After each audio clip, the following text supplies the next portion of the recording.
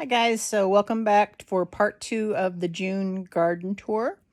As I explained in the video for yesterday, I just like to talk a lot and evidently talked enough for be about an hour and a half, and I didn't want people to be stuck listening to me babble on about gardening that much. So we're going to stretch it out. So this is part 2. It's going to be about a little over half an hour. And then part 3 will be tomorrow, probably about the same length. So hope you enjoy it and hope you come back. Bye. Okay, so now we're in the front garden, or the main garden as I like to call it. So where do we start? Okay, so believe it or not, I have actually been mowing and weed whacking between the rows. But with the rain we've been getting, it makes that stuff grow so fast. I've got my little trees in their pots, including my little blueberry that's continuing to grow. I think I need to add a little fertilizer there. But here's you can see all the chicory and everything like that. I need to move these pots around and weed whack around them to get rid and weed the darn pots, evidently. Oh, weeds. So anyway, so my pots, that's my blueberry that I got on sale at Walmart as a bare root thingy. That is my pecan seedling that I need to get planted. Red bud seedling, same thing. Apple tree with a humongous weed going through the center of it. This is my apple tree seedling that I grew from an apple seed that I'm going to use for rootstock if it straightens out, but it looks like it's awfully bendy here at the bottom, so that may be a bust. And then here's that poor little grafted tree. I'll grab, is it Granny Smith? Yep, Granny Smith. So the actual graft is down here, and so this little piece right here may or may not be part of the rootstock, but the rest of it's Granny Smith.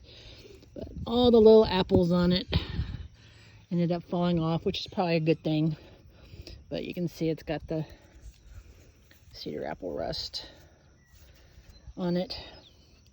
And cedar apple rust isn't 100% fatal, but it's definitely not desirable because, I mean, obviously all these little orange spots on the leaves, that means there's no photosynthesis. So the more it's affected by it, the less energy it can go into putting into fruit and stuff like that. So, but this little seedling, it is a grafted thing. I don't remember what I grafted it to, but it doesn't have hardly any of the rust. And my graft is down here, so I'll have to take off all these leaves down here at the bottom, which are from the rootstock. Get rid of this. We'll just nip you in the bud right now by folding you. And I need to get you into a better pot and or planted into the ground, which would be preferable. But again, I had the tag on here, but either the printing wore off or I forgot to write it down as I was grafting it, which you never know with me. Here is this is Golden Marguerite, otherwise known as Dyer's Chamomile. It's about, without the raised bed here, it's probably about 2.5 feet tall. Very nice. And then we have a little volunteer fleabane daisy right next to it, which I'm okay with fleabane daisies. That may have been actually maybe not. Yep, it is. Oh well. But, and it's got little pollinator flies all over it. So you go. I really like this little guy. So if you are looking, let's see, Dyer's Chamomile, Golden Marguerite. This is actually a variety that I think I got it at Baker Creek. I'll let you know in the notes below for sure, if I can remember. Here's my dwarf butterfly bush, which is just starting to put out some blooms.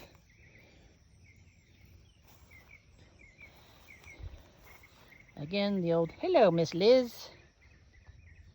Gotcha. That's her favorite spot. My Vitex Negundo, that's probably about 7 feet tall now. Gonna be for the bees later on this summer. My little herb planting spot with my lavender, one of my ARP rosemary that I grew from cuttings last winter, sage, and then the thyme. Lots of chicory.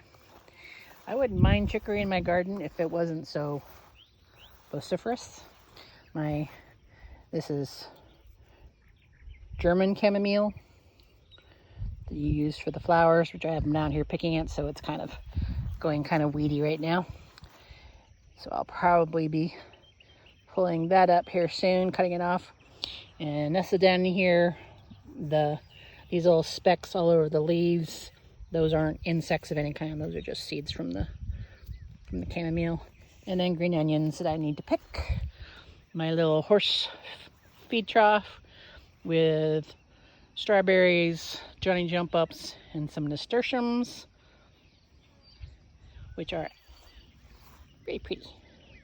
I like nasturtiums. And I kind of like this one. Oh, what is that called?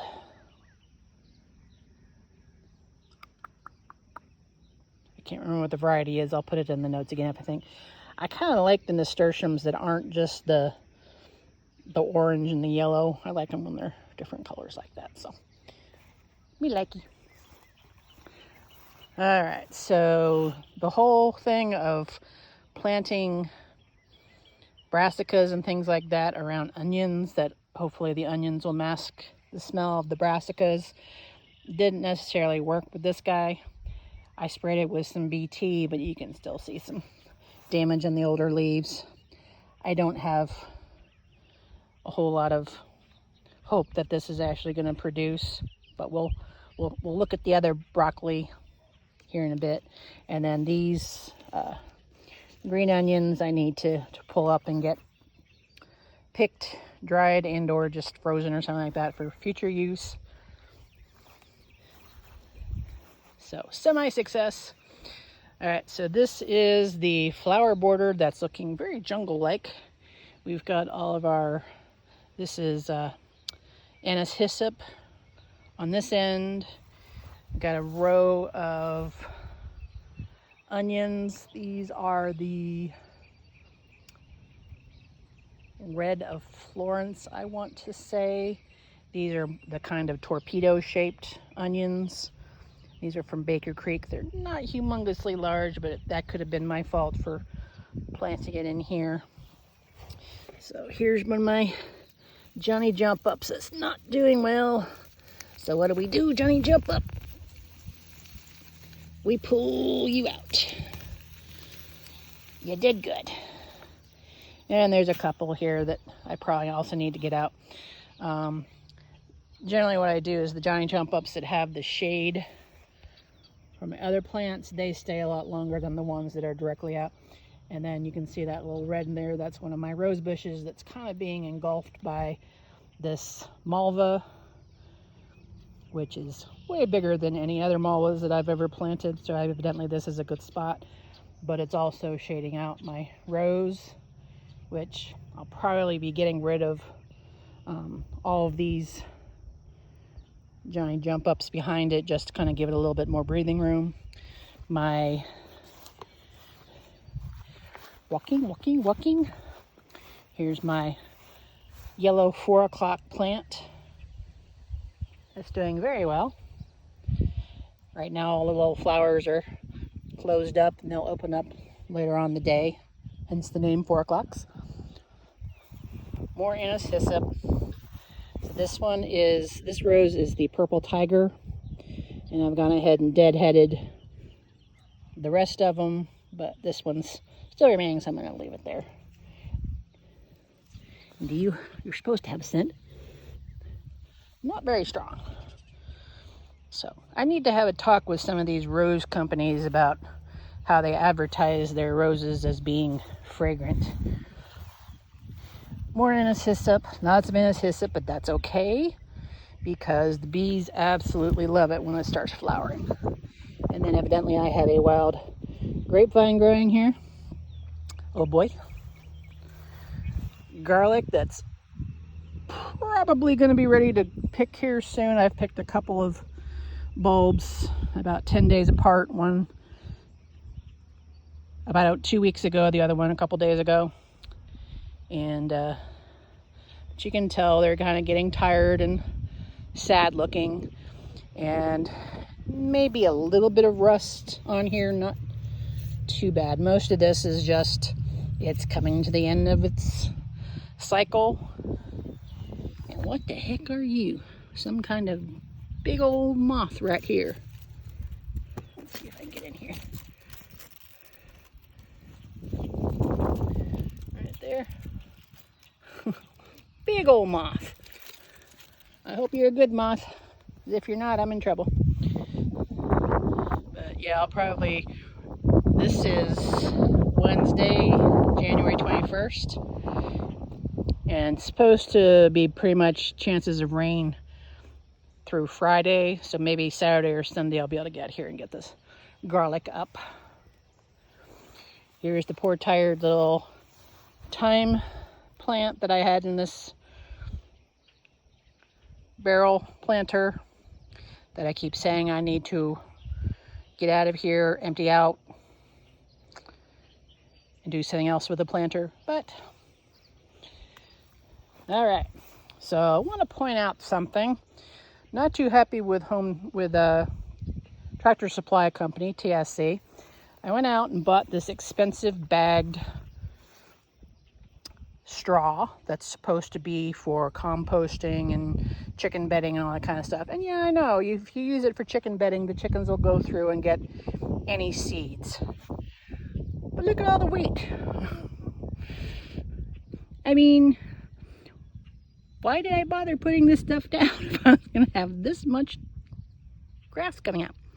But, oh well. But it'll help keep the soil moist and the temperatures.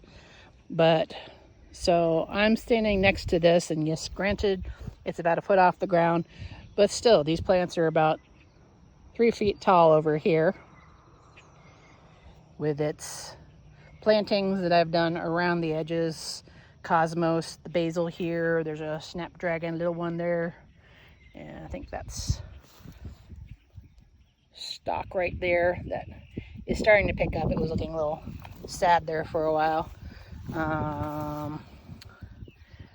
Put in a few leeks here and there, marigolds, calendulas, but you'll notice, and it could be the variety of the tomatoes, but we go from approximately 3 feet tall to not quite as tall over here. So I think there's something going on this end of the bed.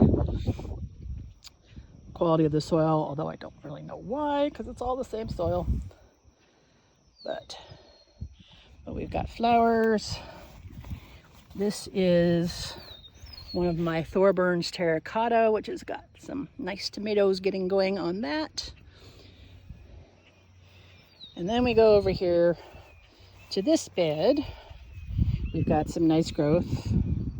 Now, keep in mind, this is a new bed that I just, built and filled with soil this spring.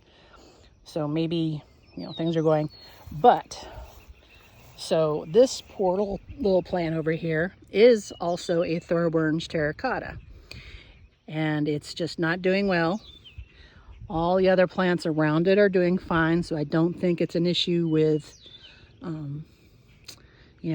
graze on or anything like that being in the compost that I used.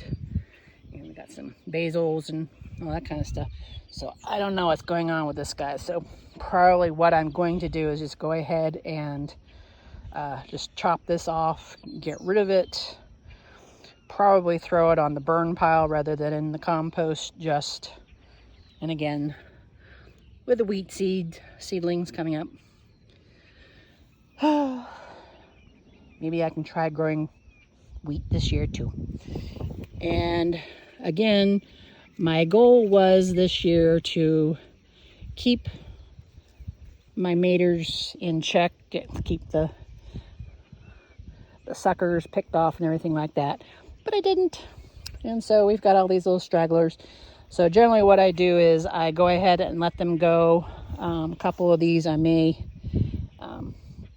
try and tie to support them, to keep them from flopping over, breaking off, but probably most of them will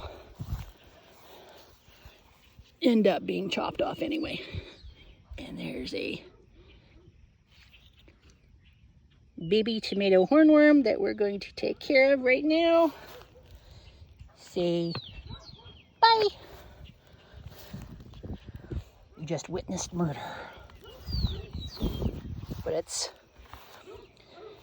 what are all these? This is tomato berry.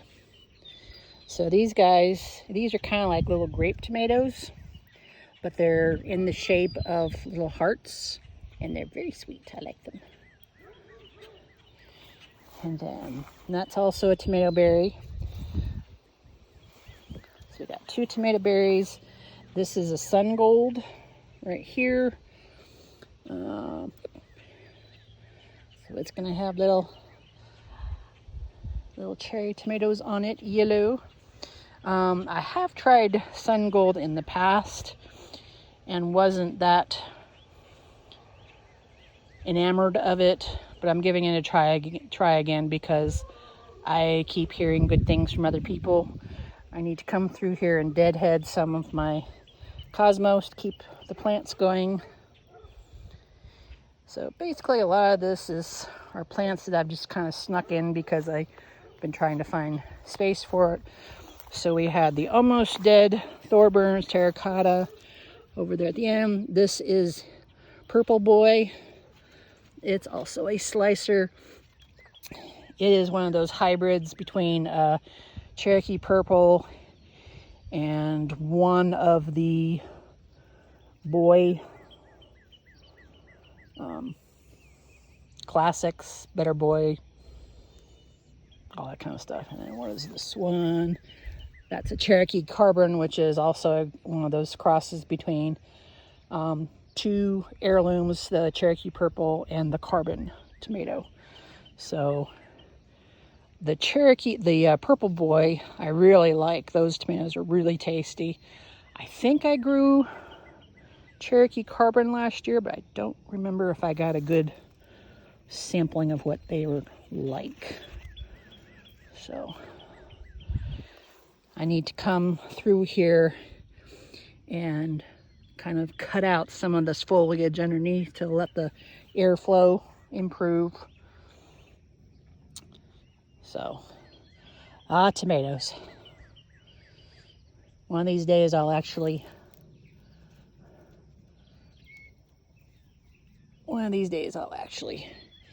get my button gear when I need to. Procrastination's not a good thing. All right, so this was a tomato bed last year. Actually, it's a carbon copy of what this bed is, so I just kind of moved tomato stuff over to here. And then this is just a catch-all. Got a row of carrots. This is a row of, it's called Merlot lettuce from Baker Creek. This is some tasty stuff, and it's gorgeous. It's so gorgeous. And it's got green down through the center, but like this one is more red than it is green. So I'm really liking this. I grew Swiss chard for the first time. I think there's like 4 or 5 plants in here. I think next time I grow it, I'll give it a little bit more room. And then these oniony kind of leaves coming up, these are leeks. So as the lettuce, Japanese beetle. Crunch, more murder. Oh, what a violent channel I have. Murdering bugs. So yeah, so the lettuce, you know, we're most of the way through June. The lettuce is going to have to come out regardless. So there's going to be more room to groove. The Swiss chard may or may not. And then as the lettuce or the carrots over here mature, I'll be picking them out, and there'll be more room for the leeks. These two plants, this one and this one, are holy basil or tulsi. I basically kind of grew these for the pollinators, but I've also want to try Jessica Soward's recipe for the holy basil tea. See how I like it. And it's got little pollinators all over it too. And more than likely, I will end up with some volunteers of this next year, but we'll see. This is my hot pepper bed. I've got 6 peppers here. I've got jalapeno. I've got serrano. I've got lemon drop. And then I've got one it's habanada. It's not habanero. And last time I showed a picture, it was itty bitty bitty. That's the habanada right there. But it's growing. And so we'll see. Let me see. We got little flowers on here. I had to stake this one. I think this is one of the lemon drops. I had to stake it up because it was flopping over, but now it seems to be doing okay. And then this pretty little thing is a Tequila Sunrise Snapdragon. It came back from last year, so that's a volunteer. Potatoes look like they're about ready to be planted. Not looking quite as sexy and green as it had been, but I'm basically going to wait until the foliage pretty much all dies off and then go through and dig up some tomatoes and see what else I'm going to put in that spot. These potatoes that were planted a couple of weeks after the ones in the raised bed, these are in the garbage cans. They're looking a little bit more healthy, but again, this time of year, they're not really looking that great anyway. So same deal. When the foliage all dies off, I'll go in here and dump out the contents. And okay, I swear to God, I just weed whacked over here less than a week ago. This is not cool. All right, how we doing with the bees? Okay, so these 2 beds, we've got bees flying in and out. Those 2, not seeing a whole lot, so I need to inspect them next time I get a sunny day. Bees don't like 2 things. They don't like cloudy weather, and they don't like it when I inspect during cloudy weather. These are my perennial hibiscus, and I probably need to give them a little dose of fertilizer. They're looking a little chartreusey rather than green, but they're looking a lot better than they did last, because I've had these in here, these raised beds. I've had them, yes, I've had them here since I pretty much moved in. I originally had them over there by underneath the Juliet balcony, but they only got afternoon sun, so they got very leggy and didn't do very well. So these guys are doing especially well. Excuse me, Jay. Don't trip me and make me fall down and go boom. This one, not doing quite as well, but I think it may be just overcrowded. Come here. Oh. Maybe overcrowded because of the violets that I've got in with it. And what are you? Okay. So I think I have a volunteer blackberry right here. All right. Not gonna be too mad about that. But yeah, these guys need fertilizer. Jay, stop trying to kill me.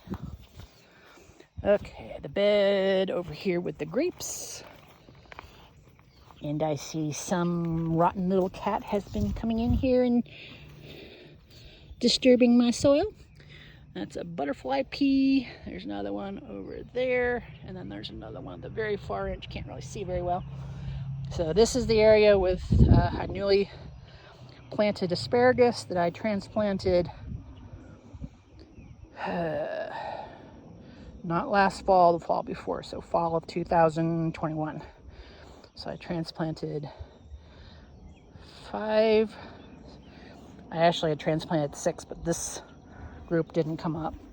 And just to put stuff in there, I put a little marigold plant that I had left over and a dahlia that I was trying to find space for. So they're just full.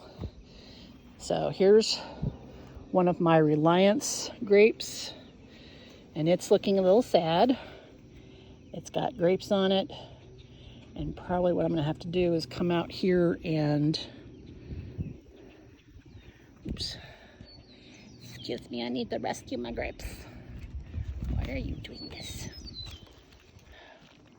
Yeah, I'll come back when I have 2 hands free. But see how these guys, they're not very full, and that bunch is okay. But this one, not so great. Those, not so great. And then the leaves are looking funky. So I need to come out here and spray for fungus. As you can see, there's some powdery mildew on the back of that, so that may be part of my problem. So yep, spray time. Excuse me. And then I've got this other one. It's the same thing, same variety called Reliance, which I believe is one of those green grapes, green seedless grapes. But I don't see any fruit on that. But yeah, I need to come out here and spray. There's my other butterfly pea. My elderberry cuttings that are definitely taking off, and it's gotten to the point now where it's too late for me to actually move them. So I guess I'll wait till next winter and see if I can move them off. And then here's my Concord grape. So this entire side over there that's pretty blank looking is the Reliance, and then this side is just one Concord vine, and it's got fruit all over the place. And again, I'm going to need to get in here, spray, and then do something to help protect the grapes, because things like birds and raccoons, they know exactly when these things ripen, and they will come out. You will be all ready to come out and pick the very next day, and you will come out first thing in the morning and they will be gone, because either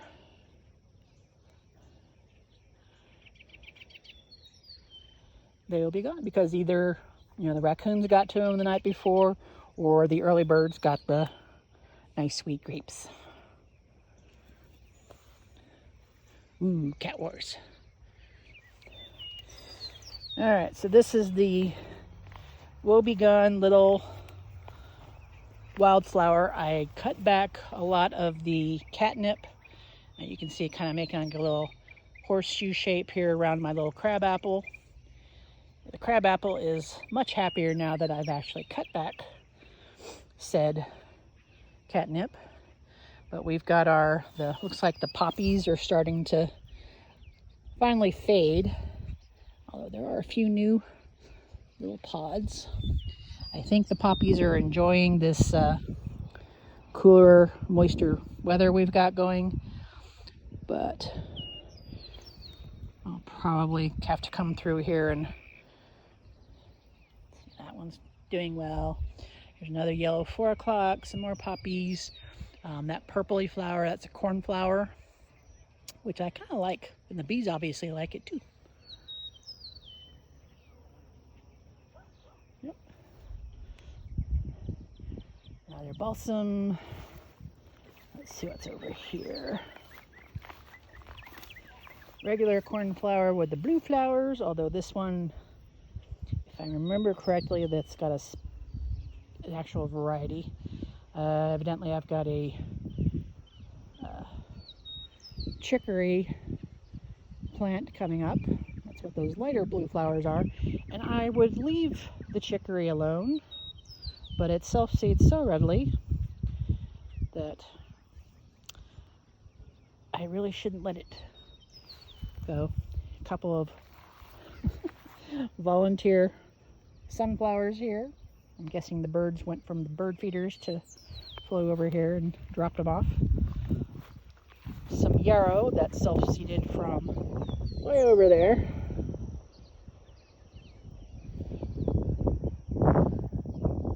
4 o'clock, but this one's pink. All right, so what I need to do, hello little bee, yes.